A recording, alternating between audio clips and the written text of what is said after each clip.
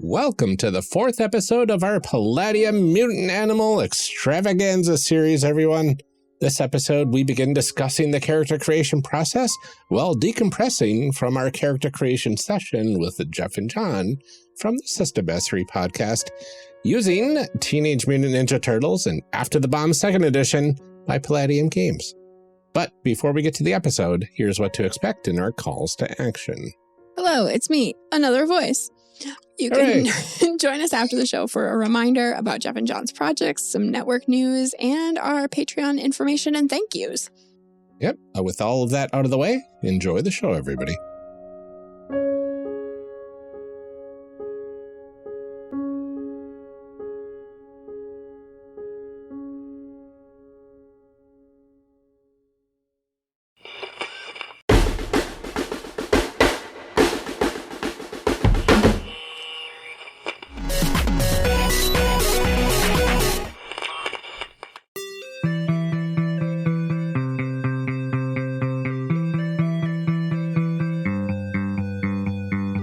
Welcome back to our discussion episodes.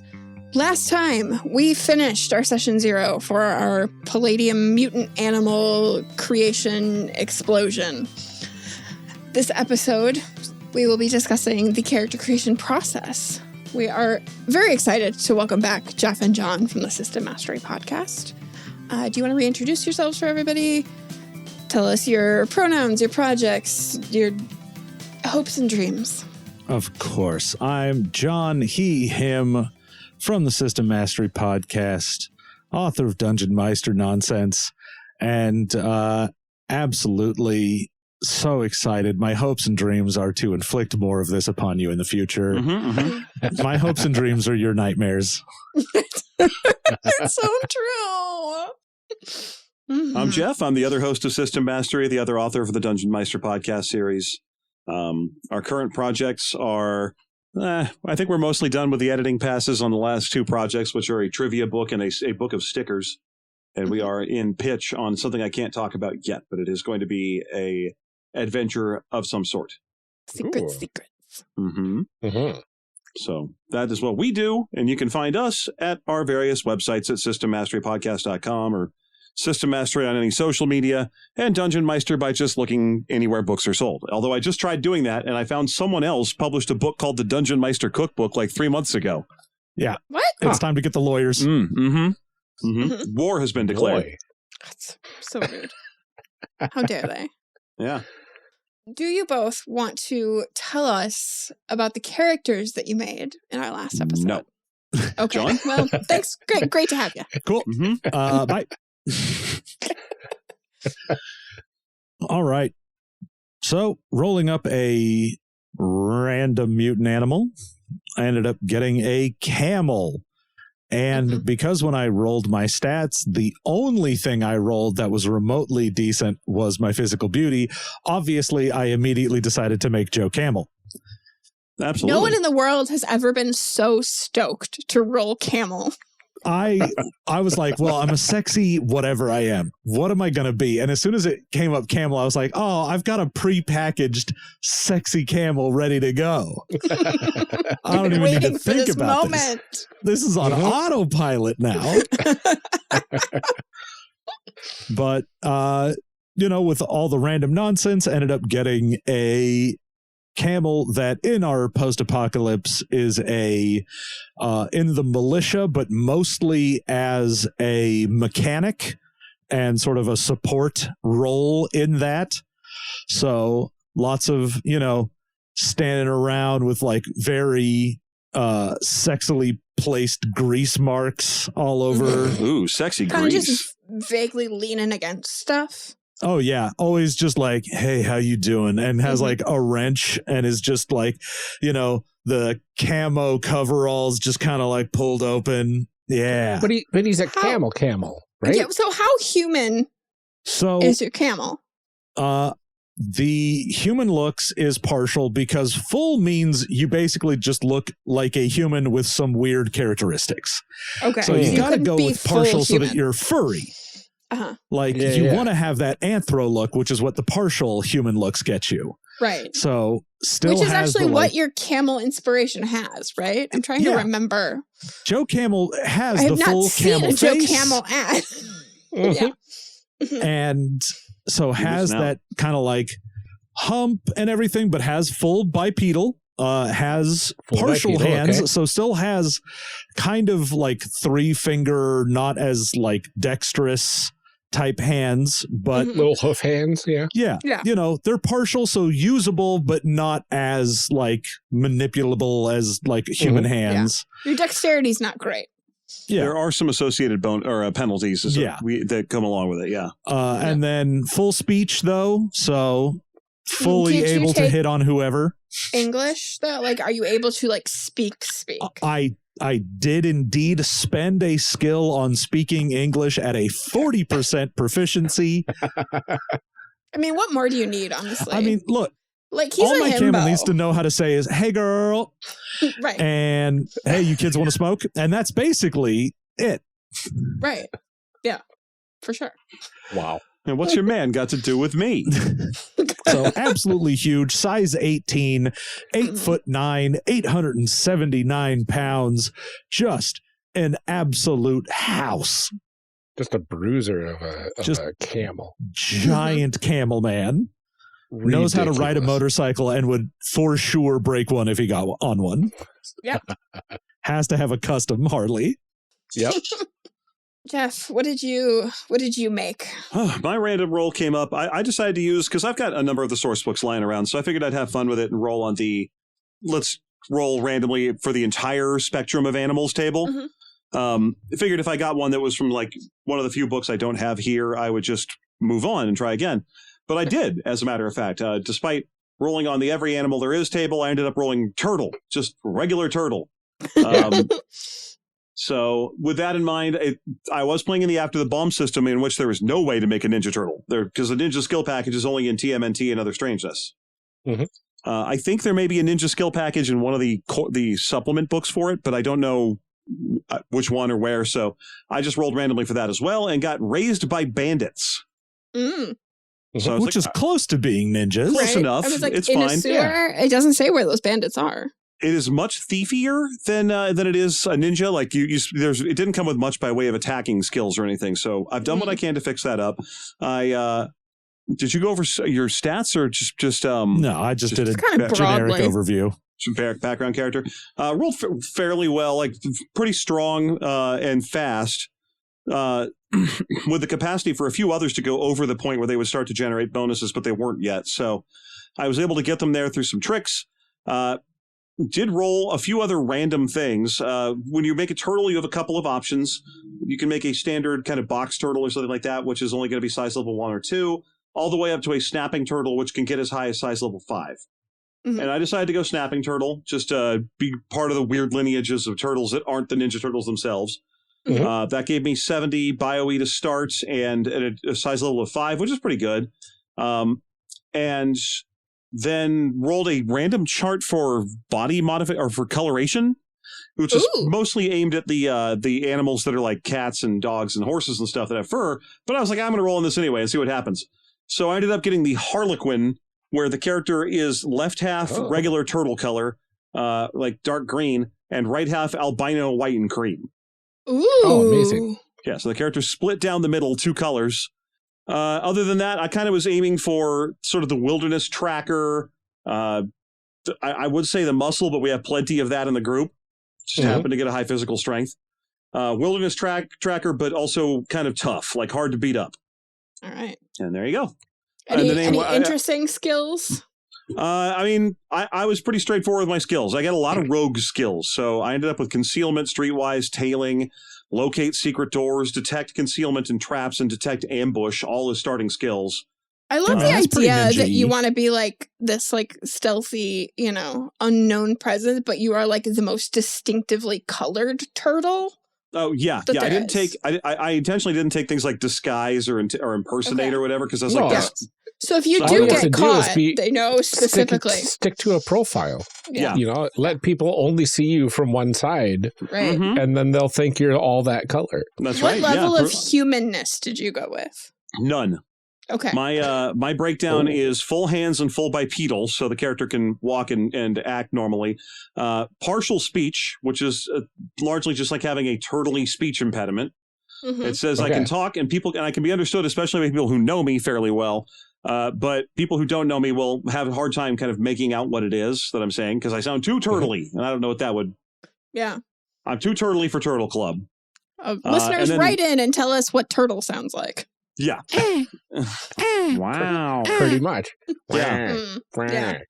So I guess I kind of sound like Wario. I'm going to win.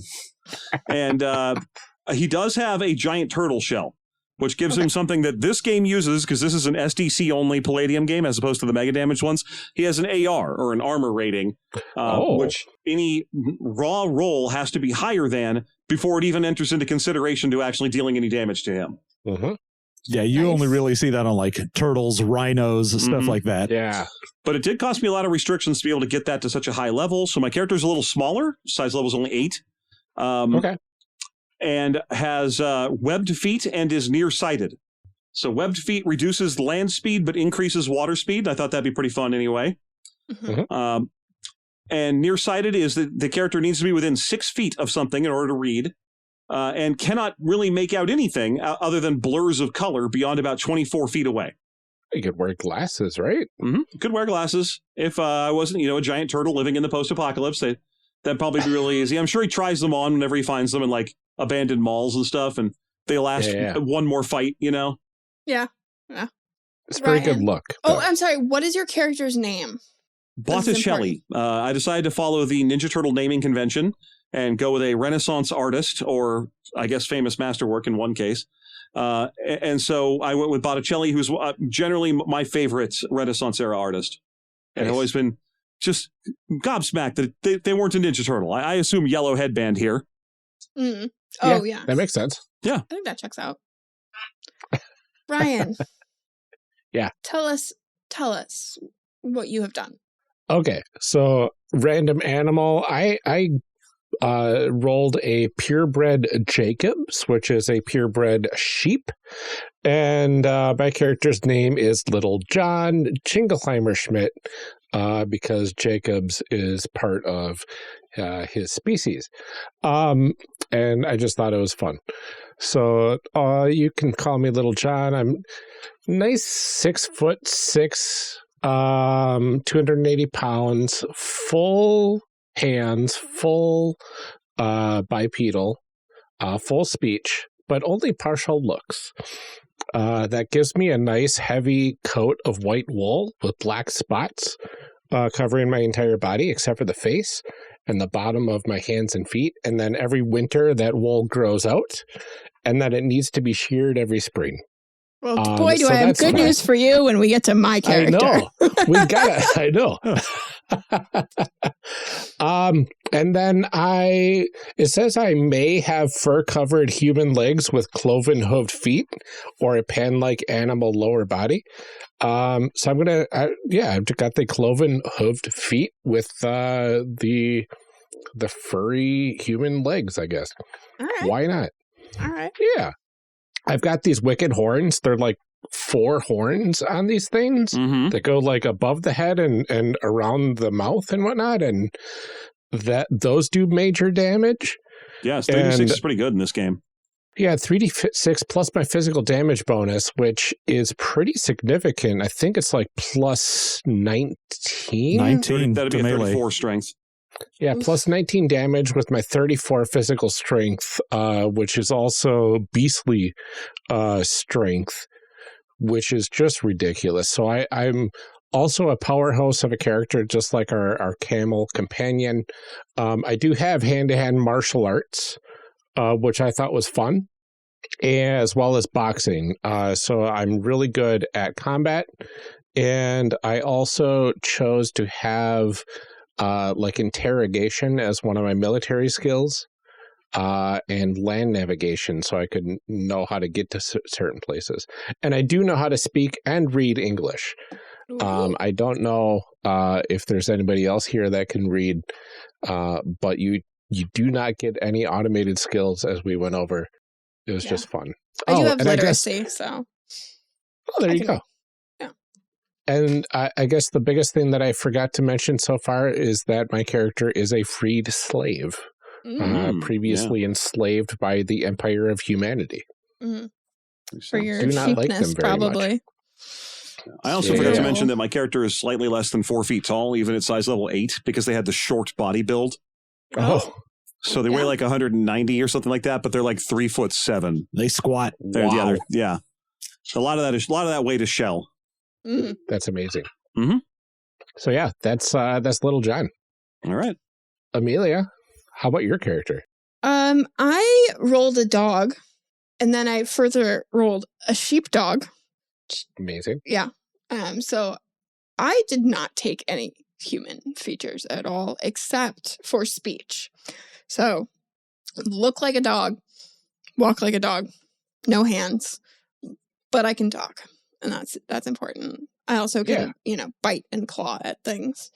I also took the artisan skill background. Okay.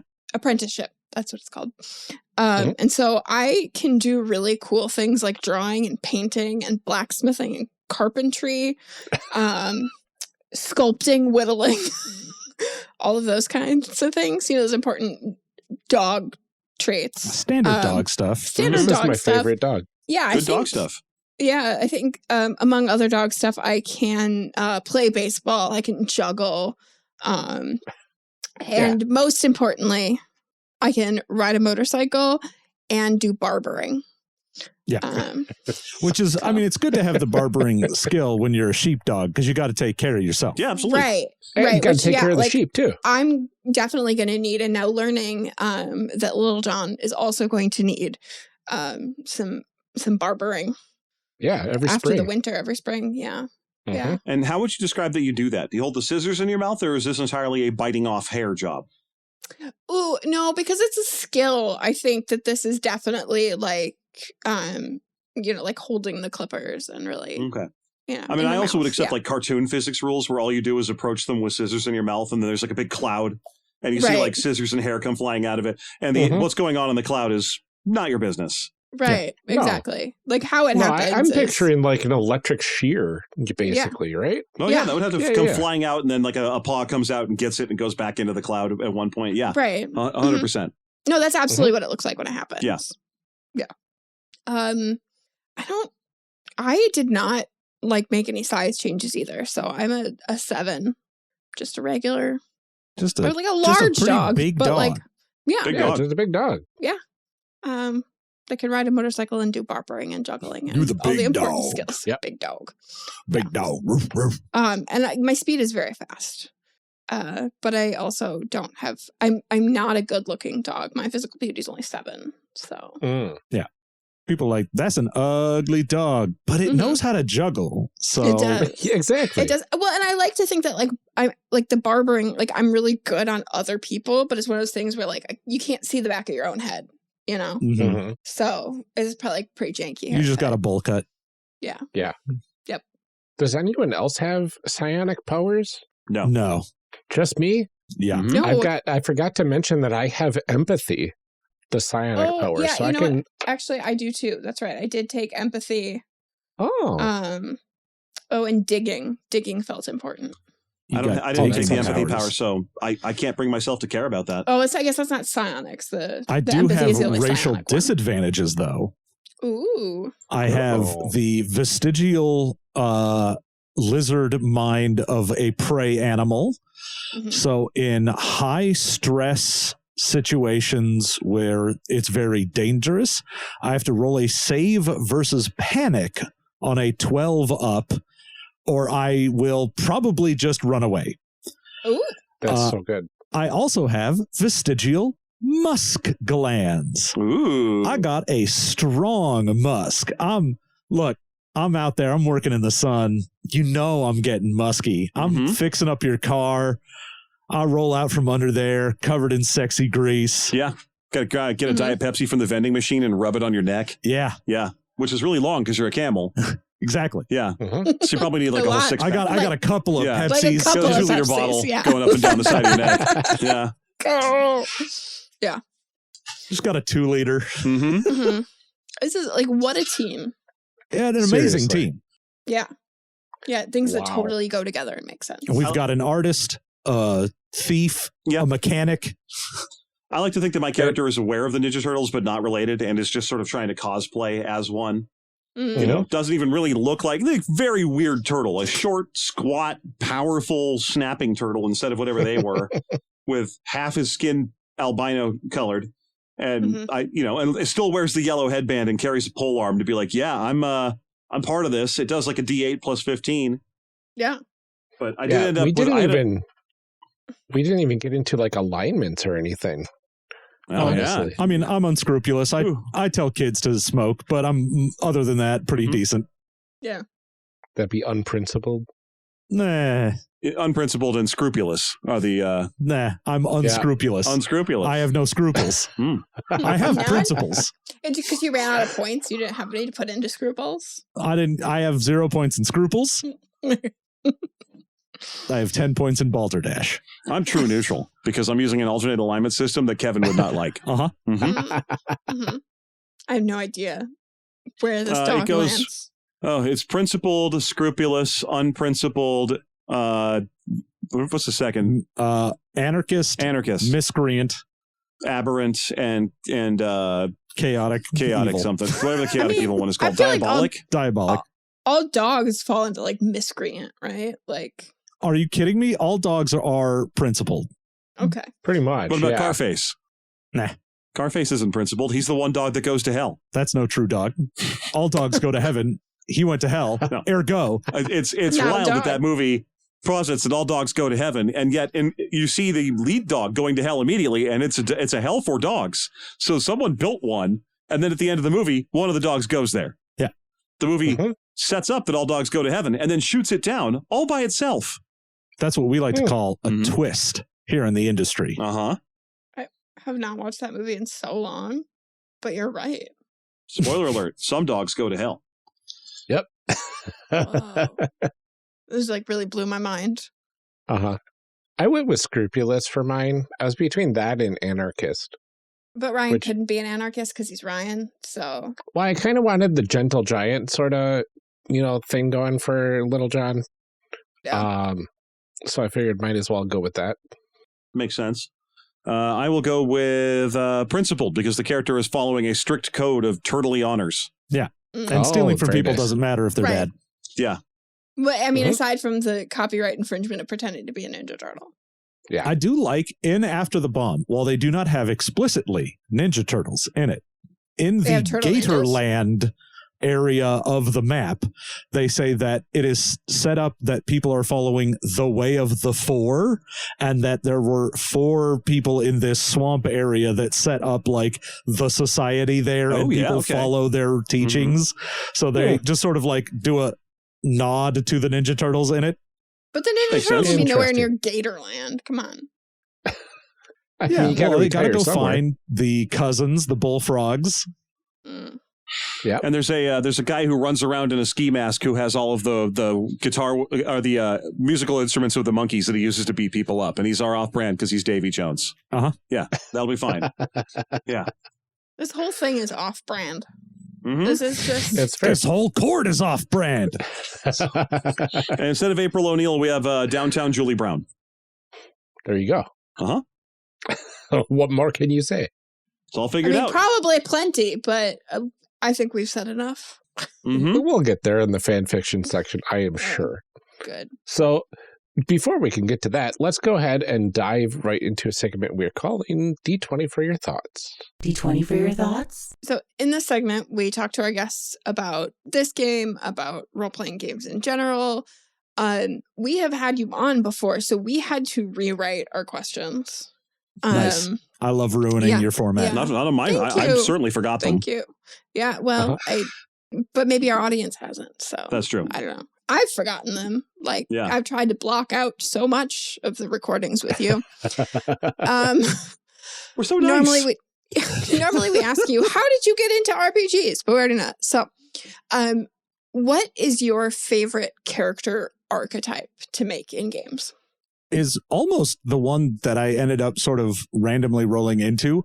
I love just the big guy that is just huge bruiser, absolute monstrous huge guy, has a big melee weapon, runs around, and is generally very nice, but is just the very stacked brick house type. I love that archetype. I like to make the shifty face, the kind of character who represents the party, but is perfectly content with lying and schmoozing up to people and so on. That tends to be where I'm comfortable, is any character that gets a chance to fast talk, but also is kind of a party leader, because those are the two things I appreciate. Yeah. Talking and support. Yeah. What draws you to those two types of characters? I love in fiction most of the time the big bruiser is never the main character. And I always really love they end up being not exactly comic relief. They're not just there to be silly, but they're always there to be fun and supportive and just I enjoy seeing them on screen when they're on screen, but they're not oh, I'm going through stuff. Oh no. It's always just I am wielding a wrench. Hello, friends. Yeah. I always end up doing face type stuff anyway when I'm role playing, just because that's where all the good jokes are, is in fast talking and quick reactions to things. So I find that when I make characters that aren't doing that, I end up doing it anyway and feeling like I'm kind of cheating myself. Yes. And so it's kind of just guided me over the years to be no, I really like the any role that lets me kind of be quick with responses. That's led me into really enjoying playing faces and less reputable faces as well, just because I don't really want to, be a leader who's and yes, we shall help you, noble citizen, just because that's kind of one note. I like being very flexible. Yeah. So definitely that's where it comes from for me. I prefer to play the face characters too, because I feel I know it's role playing, but that's who I am as a person. So I'm going to do it anyway. And I might as well make a character build that matches the fact that I'm going to do that. I know who I am and I know what I'm about. So to make it more fun for everyone, I should probably just build another charismatic, talkative type. Because that's I can't help my myself. My problem is always that if I build a non-charismatic or character that can't talk or whatever the storyline for that would be, I end up just doing my usual shtick anyway, and then be I'm kidding, that didn't happen. That didn't happen. But I'm why would I, if I'm feeling like I'm saying cool stuff, why not have a character that lets me actually do it? Right. So, yeah, that's where it comes from. I hard agree, because I'm the same. Absolutely. Well, probably the most important question we're going to ask, what Ninja Turtle are you, and why is Amelia Raphael? Well, I mean, immediately. Red highlights. The only part of the clothes I can see right now is a big part of it, yeah. Yeah. For me, when you had mentioned before that Amelia had a turtle associated with her, I was immediately oh, it's Raphael. Yeah. Obviously, it's Raphael. So, that's the thing. Is that's why the question is that, because that's what everyone tells me I am. Our listeners will know how I feel about the Ninja Turtles. So, I don't understand why that is what I am. But, multiple people have said that is what my energy is. It's short, angry, actually the leader. When you get down to it, Leonardo's supposed to be the leader, but Raph is actually the leader. Well, Raph would be the leader if Raph wanted to lead, but Raph does not want to lead. Raph wants to do what Raph wants to do. But unfortunately, the thing he must do is lead. Responsibility's always getting in the way. Yeah.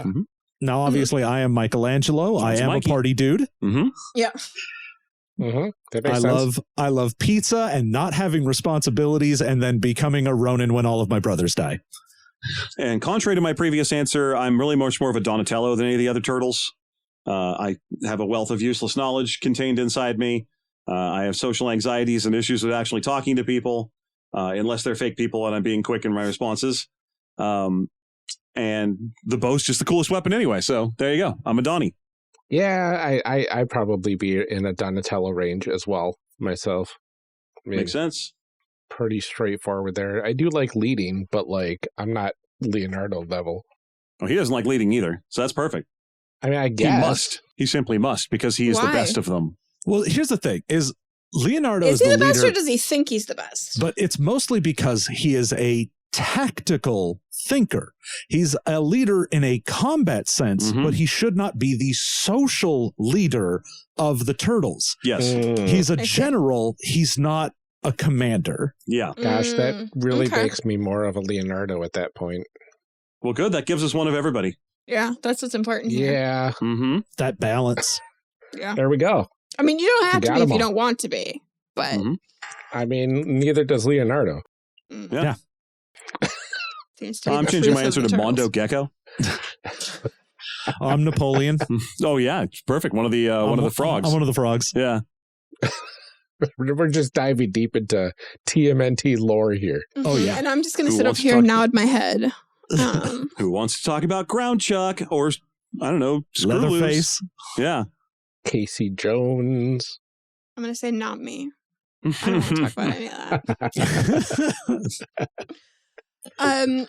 We talk about character sheet layout sometimes because I feel like it's a big part of character creation. What hot mess is this?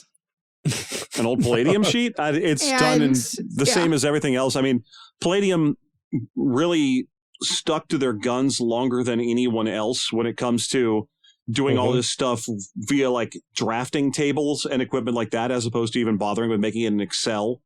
Mhm. It does work, although it's the kind of character sheet where you're going to need the other half of the back half of the piece of paper for writing down every single bit of skill calculation and junk. Really, anyone who uses a Palladium sheet for a Palladium game should get about halfway through and go, this game doesn't need to be like this. No. There's no reason anyone would ever want to know all these little plus 4% here and there. You could just not do this. Mm-hmm. Well, right. So, like, there's also, like, so there's the skills, and they are just lines. So you have to put all these percentages, Mhm. and then, like, what the, like, advancement percentage, but there's not a spot. Like, it's just, like, skills. Yeah, you don't And- get to say what they do. There are not enough lines for the skills that I had to take. Yes. So, like, some of them have 2 on a line. They're scrunched up. They're, like, Mhm. Yep. Mechanical pencils and very tiny writing mhm. is the best way to handle the Palladium character sheets. I mean, I mean- I think back in the day playing Palladium games, I don't think I ever used No. the actual character sheet because it would be like I would try to put my stuff on there and it just wouldn't work. And I'd be like, I'm much better off just having a sheet of paper and writing everything down myself. Yeah, I don't think I've ever actually used an official Palladium sheet. Even when Yeah. I was a kid in the mid-90s, I'd still be going on to like the jankiest of elderly websites and downloading someone's Excel spreadsheet. Yeah, very Yeah. quickly, when I got access to Word, I created my own Palladium sheet. I crammed everything into a single character sheet that had everything you would need, all the potential extra skills you got from gymnastics and acrobatics, I pointed out, with like individual plus percentages. It was ridiculous what I had to do. Back in the day, in the land of web rings and whatnot, there was a very healthy like make your own sheet for things. So there would be times where you'd have, oh, I'm going to get a sheet for a specific OCC in Rifts, and you would just go find someone's custom made sheet for that so that it would actually work and have the space and all the things that you were specifically going to need. And you'd be like, oh, if I'm using a character sheet, it's one that actually was made by someone who cares what the sheet looks like. Yeah. Yeah. And, they're not above using that for page space. Like, if you open up a copy of Riffs, like Mindworks or whatever, there's a pretty solid chance that the back 10 pages of the book will be character sheets where the only difference on them is the name listed across the top. Mhm. We're like, this is for an Asvercan RCC. This is for a Mind Seeker. And they're otherwise identical. I mean, one of the things that I always bring up when we talk about sheets too is how easy is it for me to tell what information goes where? And like, no, I don't. No. They're No. not friendly in almost any sense of the word for doing good character creation. No. No. I mean, but then again, in a very small bit of defense on their part, I will point out that they're from 1985. Right. Yes. And then if you go and try and find other character sheets from around this time period, they're all going to look like this. They're all going to look like boring, mathy, Xeroxed, basically just endless blank lines. But they haven't updated it with all the countless revisions to riffs, right? Well, okay. But let's be fair. Have they updated the books either? Or have they just kept putting Well, I was going to more say, countless in? revisions to riffs is definitely a bit of a misnomer because there has been one. That's fair. That's fair. It is still the same version, but like all the supplements and stuff like that and everything hasn't introduced a better layout for a character sheet. No. Just more. Mhm. That's ridiculous. Which is what everyone was looking for in a Palladium game. They were like, what if this, but more? Yeah. Yeah. Like for all the folks who are on the front lines fighting about OSR stuff, I'm always amazed that they aren't more into Palladium because Palladium is proudly rooted in the mud. They will never change anything. Mm-hmm. Mm-hmm. Yeah. If you want to play something exactly like it was in the mid-'80s, Palladium is still putting it on I shelves. got the game for you. Yeah. Yep. Games? I don't even know anymore. Just wait until they do Rift's 2nd edition and have to re-release all the different world books and dimensional books. And Well, we did years and years ago, we did an interview with Kevin Simbita asking him about 2nd edition. He said, I'm never going to do it because I'd have to redo the entire line and I don't want to. So, I've been looking for someone to do it after I die. And we were like, you got it, buddy. So at the time he was like, great, you're my legacy now. You get to rewrite it when I die. Now I don't want to, but Oh, I do. Okay, but I don't Just like hand it the all I don't to like John. the like smug look on your face when you say I want to rewrite. Like that gives me like nightmares that you're going Oh, to find a we way can to make fix it it. worse. Oh, it's going to be specifically for annoying you. And then I will Great! submit it to the Eddies. more charts. just copy paste, more charts, and then a lot of just get rid of some of the problematic stuff. And then I'm you going to know make what it would so be- much harder to find things. Yeah, By the I was way- like, you know what would be great is if you took out the page numbers and the table of contents. I think Ooh, that yeah, would good really, idea. really help. By the way, speaking of removing the more problematic elements, it's worth noting that Ninja Turtles is one of the books where they have done that. Normally, with Palladium, it's always move forward, never fix back, which means that they're about to re-release for their Palladium Fantasy line, the Yinsloth Jungles line, which is, oh my God, is it ever one of those Darkest Africa jungle natives kind of old school things? It's terrible. It's not a good book. They're about to re-release it, and there is no one has any illusion that they're going to fix any of that. They're just going to put the book out again. Wow. But notably, Ninja Turtles has one of the most famous because it was so bad that they actually did have to go in and change it. In the original Ninja Turtles book, the TMNT and Other Stranges, you'll see that the version that you have the PDF of is called the Revised Edition, because the Unrevised Edition has an insanity chart, like roll your own insanities, which this still has. But in that one of the psychoses you could get for I suffered too bad of a wound, I have to roll a random psychosis, was you're gay. Yeah. Yeah, homosexuality was one of the things you could randomly roll as I went crazy and became gay. Mm-hmm. Now, Eastman and Laird they don't really share Simbita's apparent lack of all moralities. And his fan base is kind of right-wing screaming into the void about pronouns ones. So I've always assumed that it was probably them who got some complaints from readers who were like, hey, you licensed your game to an RPG publisher and they made it so you can get bonked hard enough to be gay. Because otherwise I just never see Palladium voluntarily changing anything. No. But yeah, the initial version of this game had to be modified because of, it was the 80s. And I was going to we had say, was different that still listed in the DSM as at Yeah. that time? What were we on, 2, 3? But whatever. 80s aside, it's not like there aren't other games that came out in the 80s that didn't fall into have that that? stupid Yeah. hit trap. Yeah. Right. Mm-hmm. So I just wanted to, it's very rare to make it through a review of the TMNT and Other Strangeness RPG without mentioning that happened. Yeah. Yeah. So so if we didn't say it, then it would be pretty much the primary comment you'd be getting. Yeah. Mhm. I mean, look, congrats on doing one thing correctly. You did Yeah. High praise for this. You hit that bare minimum. That's you. Great job. Well, now that we've gone through this, how do we feel character creation for mutant animals and Palladium systems stacks up to other systems that we've played or created characters for? It's, I would say, a little easier than other like Palladium stuff. So, compared to Heroes, Yeah. I would say it's slightly easier, but there is it's just sort of a different thing to concern yourself with, because now you have to worry about bio-E and your size and so on.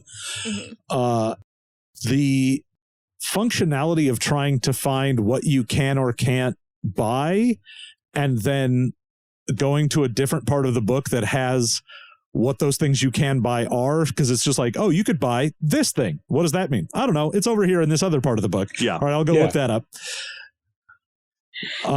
It feels like a scavenger hunt every time. Is fully a scavenger hunt. Yes. It is just, oh, I want to do a thing. All right, well, this page told me I had this.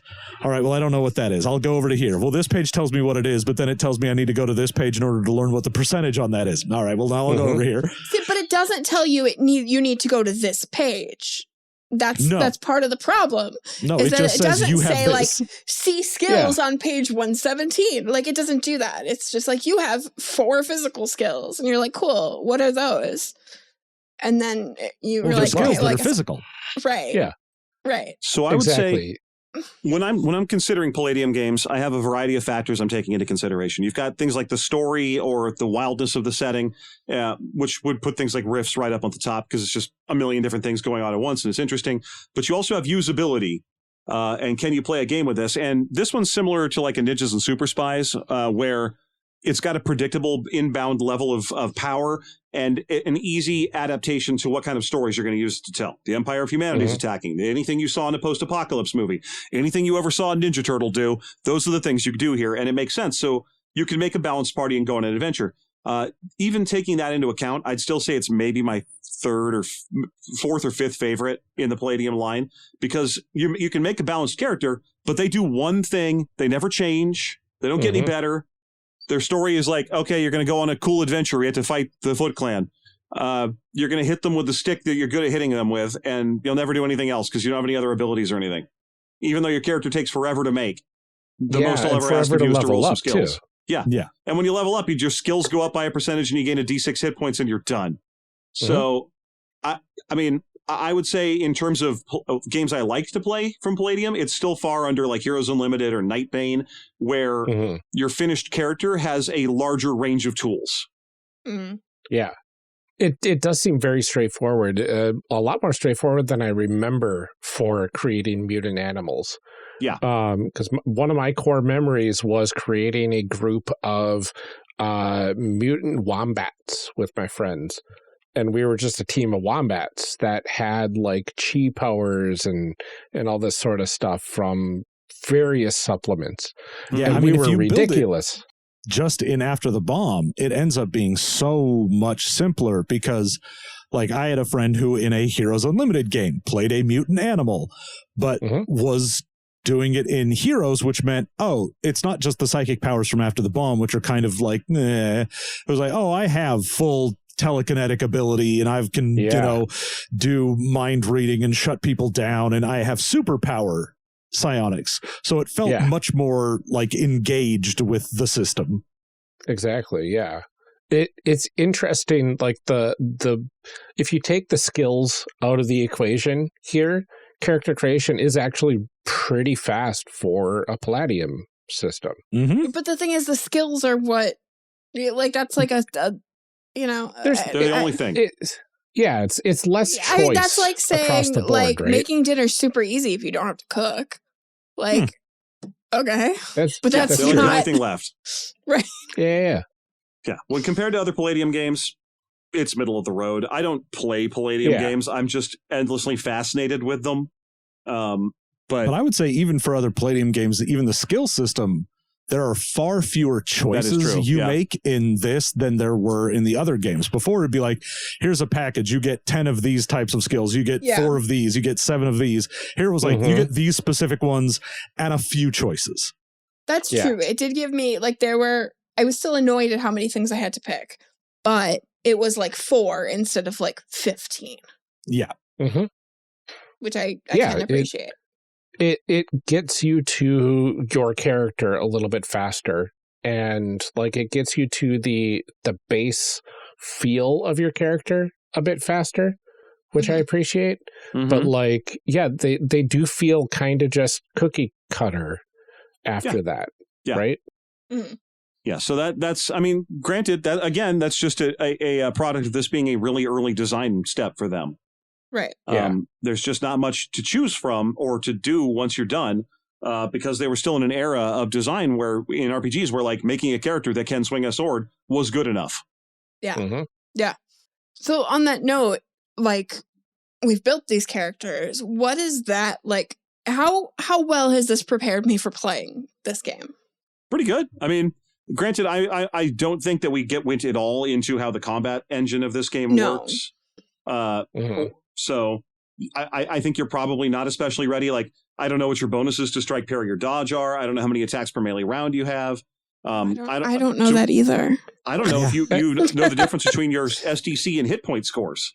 Right. And we skipped a lot of that because it was, I didn't write down anything for hit points. yeah, because like hit points, you take your PE and you add 1d6 per Mhm. level, starting at level 1, and that's your hit points. And your hit points means, you don't take your hit point damage until you're done with your SDC damage.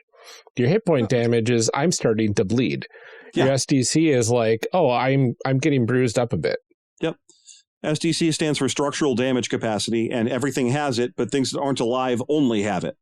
So, like a door just has SDC, but a person has hit points. Got it. So Yep. then does your armor go on top of the SDC? If you have armor itself is SDC. Oh, okay. So, yeah. With an AR, that if it rolls under the AR, it hits the armor, damaging the armor, I believe. No damage if it's under No the damage. AR. It just bounces So off. I mean regular armor, not natural armor, right? Ah, fair. Yeah. Because there's a difference between natural AR.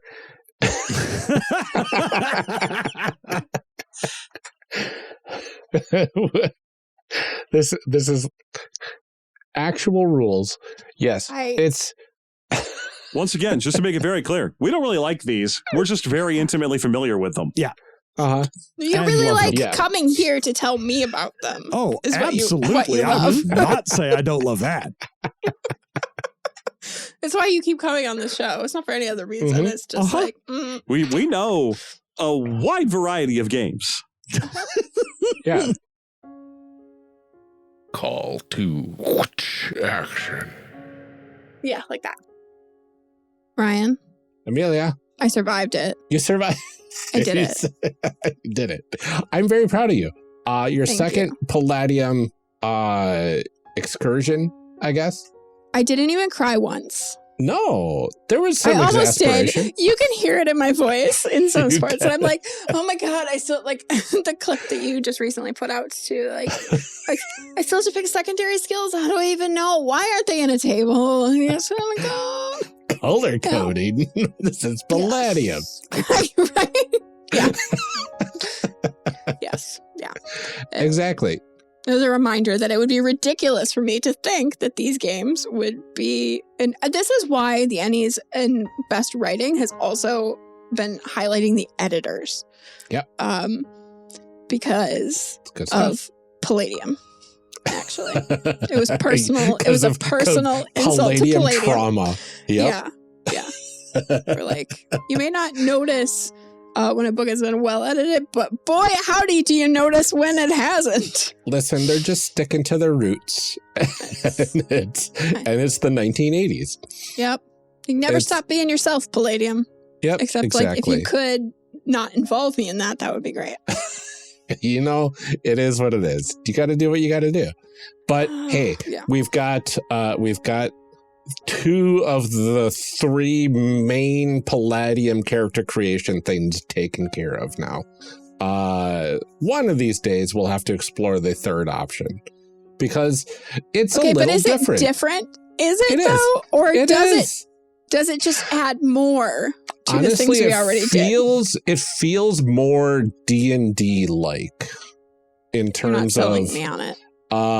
in terms of the way it works, with more skills, Mhm. but also less. It's just more options up front.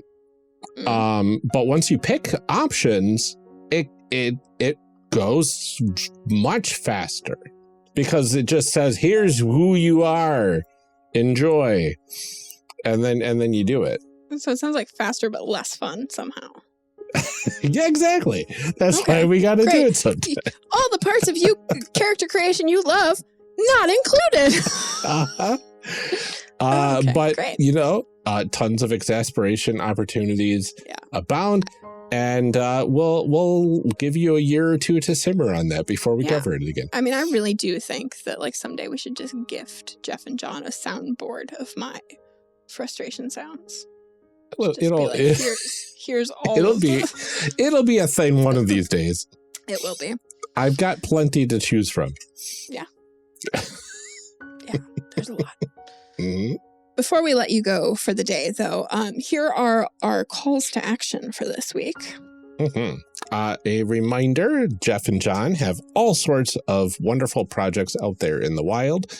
They've got their joke book, a cookbook, a drink book, and this pretty awesome monster creator book that just released, I think, the day of this recording.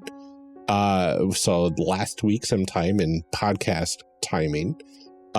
We have links to all of these projects in our show notes under the Düngeonmeister series in our guests information section. So you can check that out whenever you have a moment. Next up, the One Shot Network has a lot of exciting stuff happening lately. Namely, Courier's Call Season 3 is finally starting. Allie has been hard at work getting the season ready to release, and the first episode is out already. Oh, it's an all-ages podcast that tells a fantastic story in the Skyjacks universe. My kids love it and are very excited for Season 3. We both highly recommend it. It's especially great for families. Absolutely.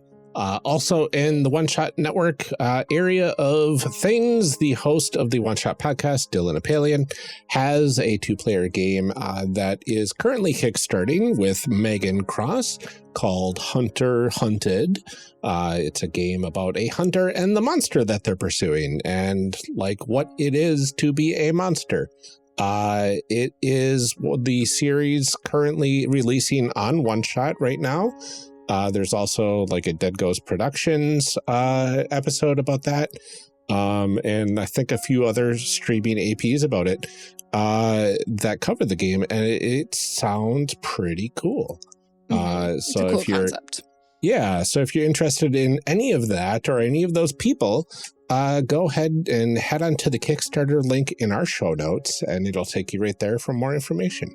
If you like what we're doing here and you wanted to support the show, you can head over to our Patreon at patreon.com/charactercreationcast and sign up for any of our basic tiers as a free trial.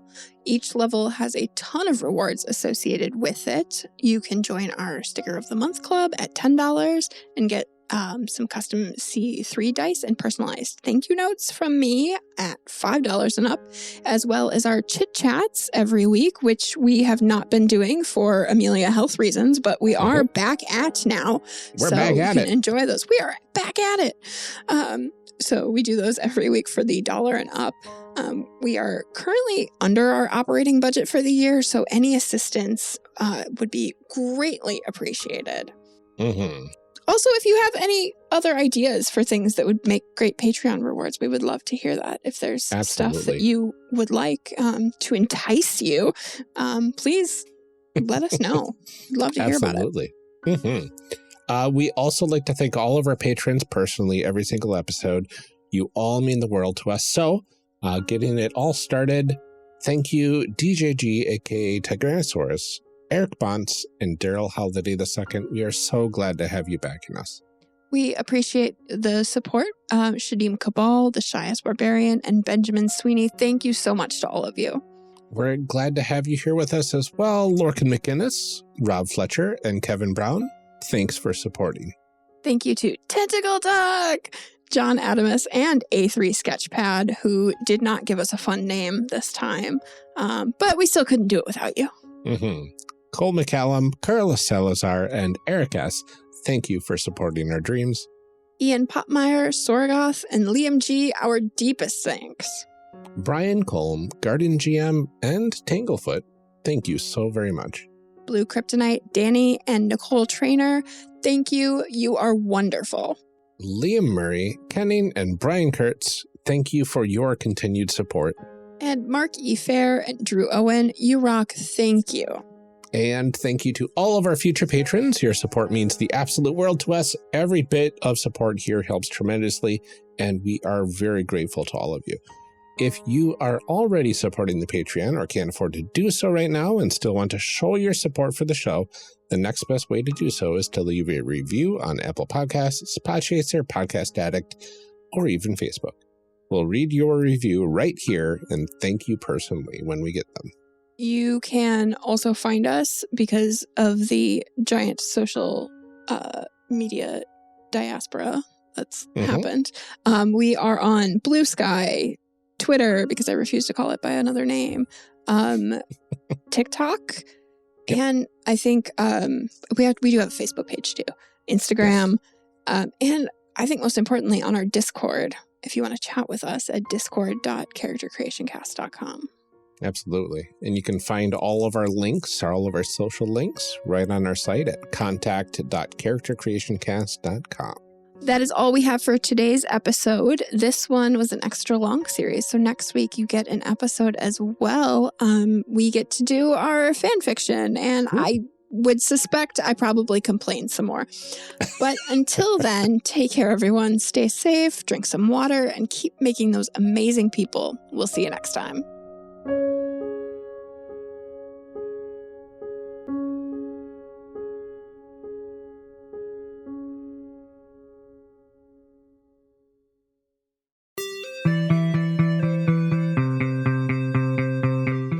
Thank you for joining us for part 1 of this discussion series. We'll be back in part 2, picking up right where we left off. Character Creation Cast is a production of the One Shot Podcast Network and can be found online at www.charactercreationcast.com. Head to the website to get more information on our hosts, this show, and even our press kit. Character Creation Cast can also be found on Twitter and Blue Sky at CreationCast, or on our Discord server at discord.charactercreationcast.com. I'm one of your hosts, Ryan Bolter, and I can be found on Twitter and Blue Sky at Lord Neptune or online at lordneptune.com. Our other host, Amelia Antrim, can be found on Twitter and Blue Sky at Ginger Reckoning. Music for this episode is used with a Creative Commons license or with permission from the podcast they originated from. Further information can be found within the show notes. Our main theme music is Hero Remix by Steve Combs and is used with a Creative Commons license. This podcast is owned by us under Creative Commons. This episode was edited by Ryan Bolter. Further information for the game systems used and today's guests can also be found in the show notes. If you'd like to support our show, find us on Patreon. Get access to bonus episodes, exclusive merch, and much more at patreon.com/charactercreationcast. Thanks for joining us. And remember, we find that the best part of any role-playing game is character creation. So go out there and create some amazing people. We'll see you next time.